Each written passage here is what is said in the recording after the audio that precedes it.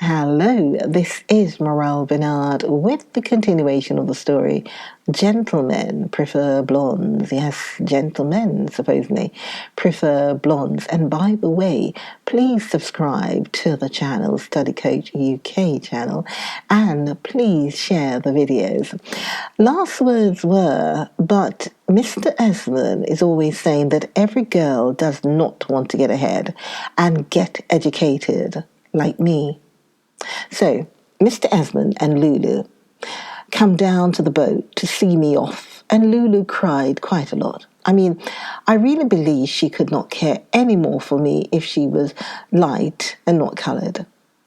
Lulu has had a very sad life because when she was quite young, a Pullman porter fell madly in love with her. So she believed him, and he lured her away from her home to Ashtabula and deceived her there. So she finally found out that she had been deceived, and she really was broken-hearted. And when she tried to go back home, she found out that it was too late because her best friend, who she had always trusted, had stolen her husband, and he would not take Lulu back. So I have always said to her she could always work for me, and she's going to take care of the apartment until I get back, because I would not sublet the apartment because Dorothy sublet her apartment when she went to Europe last year, and the gentleman who sublet the apartment allowed girls to pay calls on him who were not nice. Mr. Esmond has literally filled our room with flowers, and the steward has had quite a hard time to find enough vases to put them into. The steward said he knew as soon as he saw Dorothy and I that he would have quite a heavy run on vases. And of course, Mr. Esmond has sent me quite a lot of good books, as he always does, because he always knows that good books are always welcome. So he has sent me quite a large book of etiquette, as he says. There is quite a lot of etiquette in England and London, and it would be a good thing for a girl to learn. So I'm going to take it on deck after luncheon and read it, because I would often like to know what a girl ought to do when a gentleman she has just met says something to her in a taxi. Of course, I always become quite vexed, but I always believe in giving a gentleman another chance.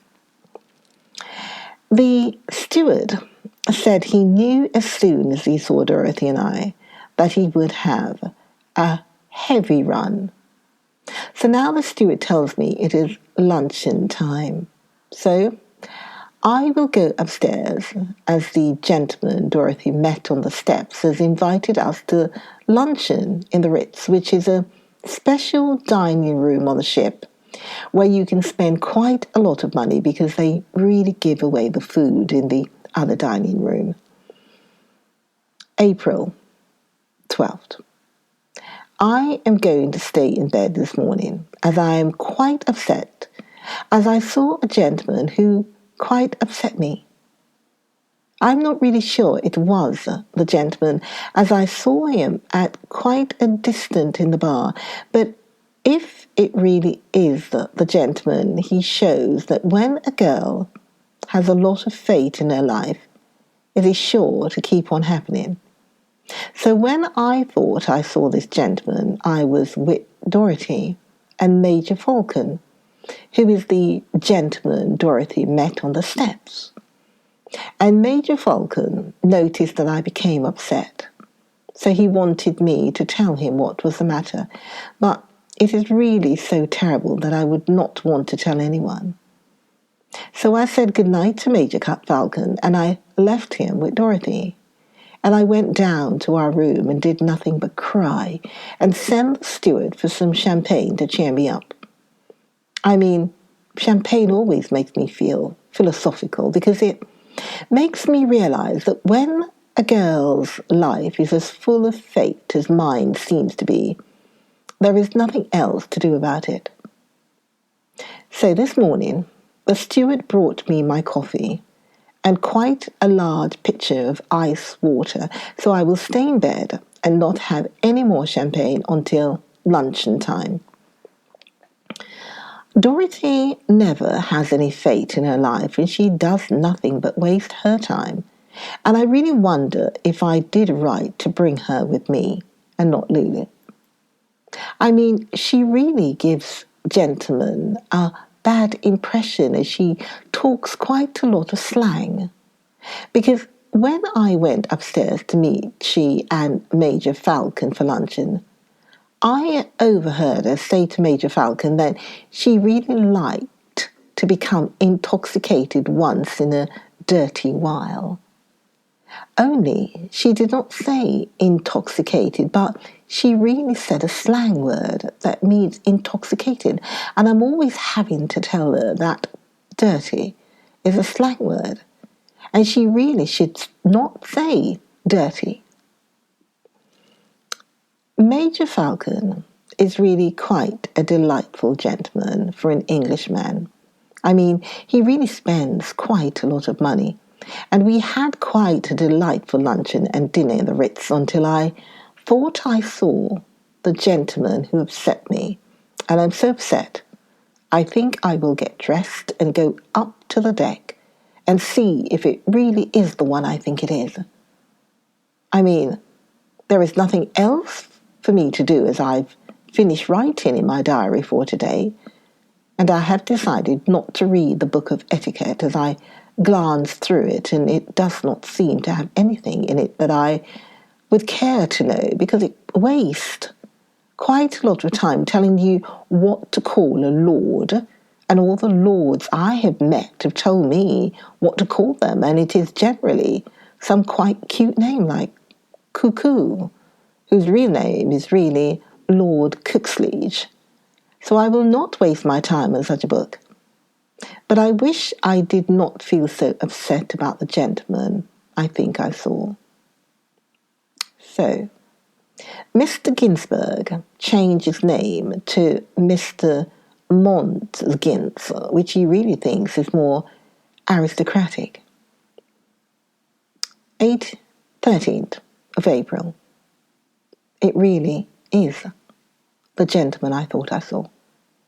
I mean, when I found out it was the gentleman, my heart really stopped. Because it all brought back things that anybody does not like to remember, no matter who they are. So yesterday, when I went up on deck to see if I could see the gentleman and see if it really was him, I met quite a delightful gentleman whom I met once at a party called Mr. Ginsberg.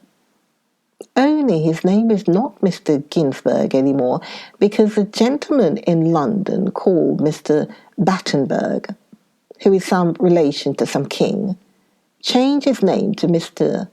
Mountbatten, which is Mr. Ginsberg says really means the same thing after all. So Mr. Ginsberg changed his name to Mr. Mountgins, which he really thinks is more aristocratic.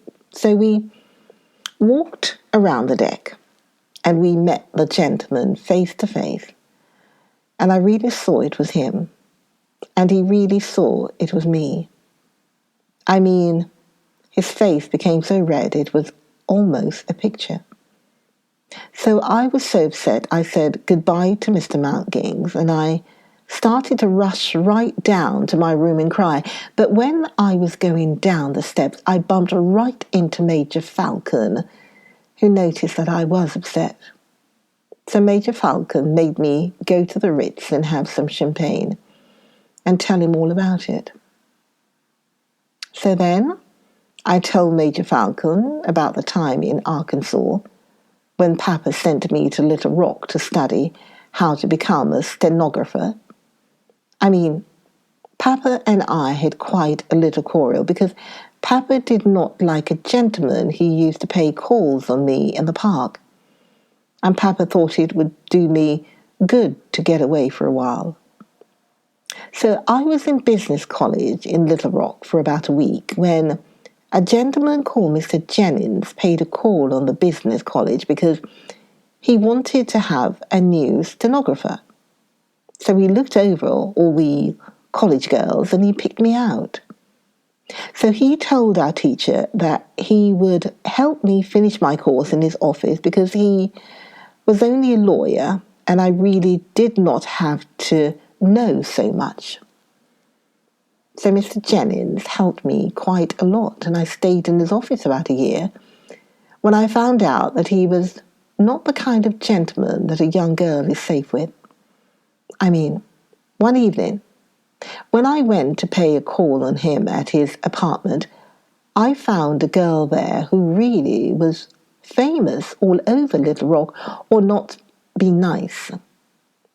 So when I found out that girls like that paid calls of Mr. Jennings, I had quite a bad case of hysterics, and my mind was really a blank. And when I came out of it, it seems that I had a revolver in my hand, and it seems that the revolver had shot Mr. Jennings. So this gentleman on the boat was really the district attorney who was at the trial. And he really was quite harsh at the trial, and he called me names that I would not even put in my diary. Because everyone at the trial except the district attorney was really lovely to me, and all the gentlemen in the jury all cried when my lawyer pointed at me and told them that they practically all had either a mother or a sister. So the jury was only out 3 minutes, and then they came back and acquitted me, and they were all so lovely that I really had to kiss all of them. And when I kissed the judge, he had tears in his eyes, and he took me right home to his sister. I mean, it was when Mr. Jennings became shot that I got the idea to go into the cinema. So Judge Hibbard got me a ticket to Hollywood. So it was Judge Hibbard who really gave me my name, because he did not like the name I had, because he said a girl ought to have a name that ought to express her personality. So he said my name ought to be Lorelei, which is the name of a girl who became famous for sitting on a rock in Germany. So I was in Hollywood in the cinema when I met Mr. Isman. And he said that the girl with my brains ought not to be in the cinema, but she ought to be educated. So he took me out of the cinema so he could educate me. So, Major Falcon was really quite interested in everything I talked about, because he said it was quite a coincidence, because this district attorney, who is called Mr. Bartlett, is now working for the government of America. And he's on his way to a place called Vienna on some business for Uncle Sam that is quite a great secret. And Mr. Falcon would like very much to know what the secret is, because the government in London sent him to America especially to find out what it was. Only, of course, Mr. Bartlett does not know who Major Falcon is, because it is such a great secret.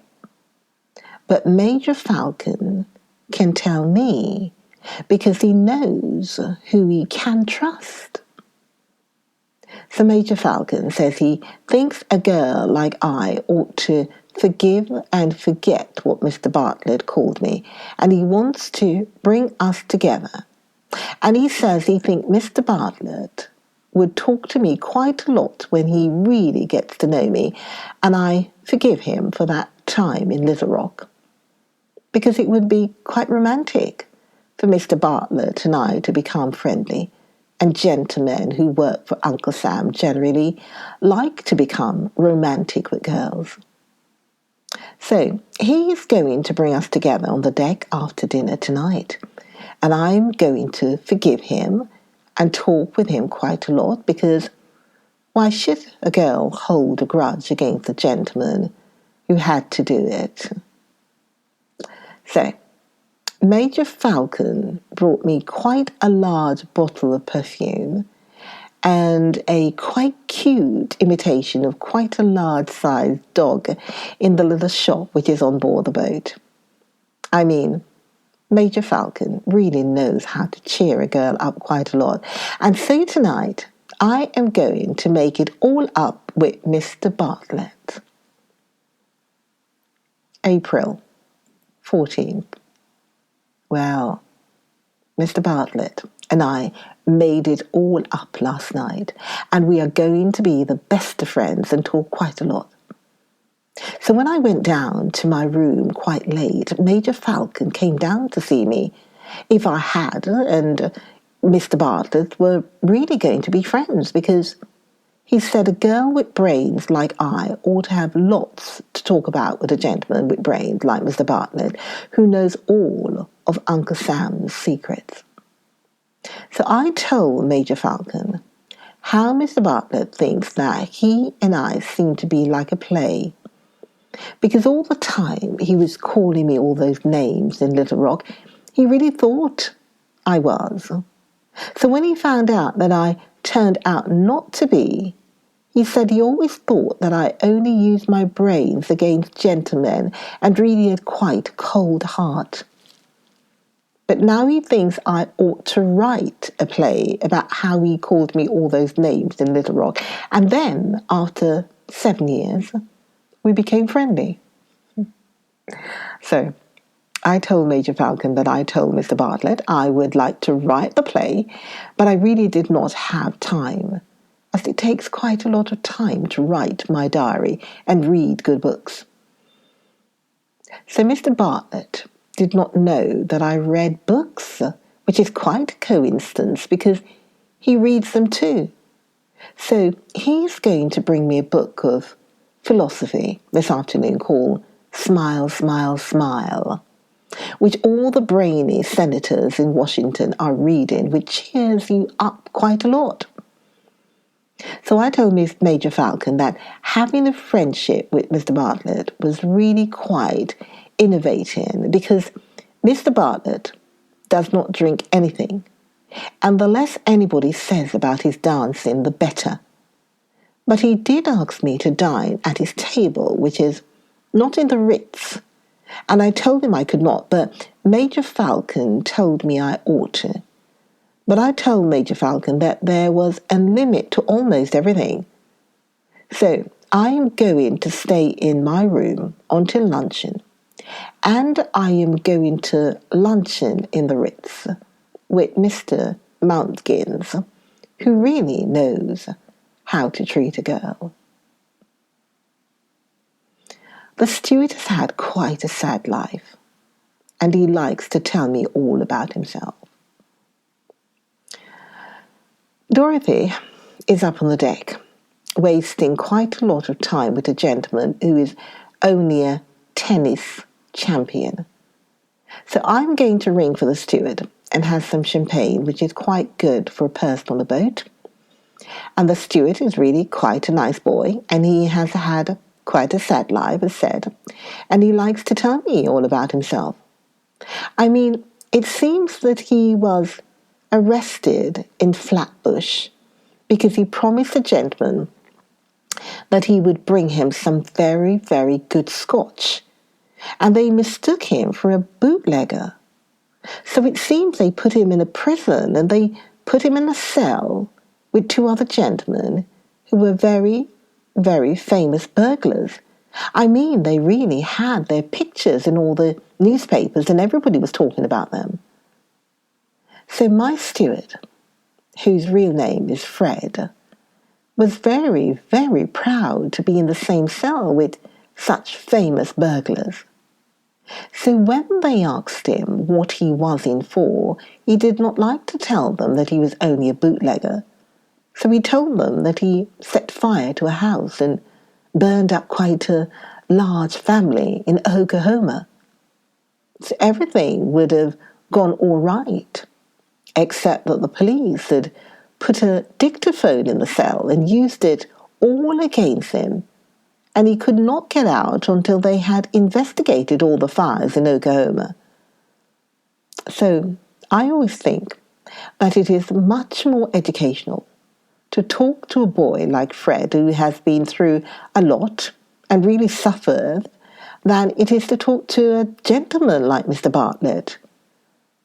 But I will have to talk to Mr. Bartlett all afternoon, as Major Falcon has made an appointment for me to spend the whole afternoon with him. Join me. Join me for the next diary journal entry. And that will be April the 15th. So join me for the next one. Join me for the next video of Gentlemen Prefer Blondes. Join me, Morel Bernard, for the next video of Gentlemen Prefer Blondes. I'll see you then. Okay, bye for now. Bye.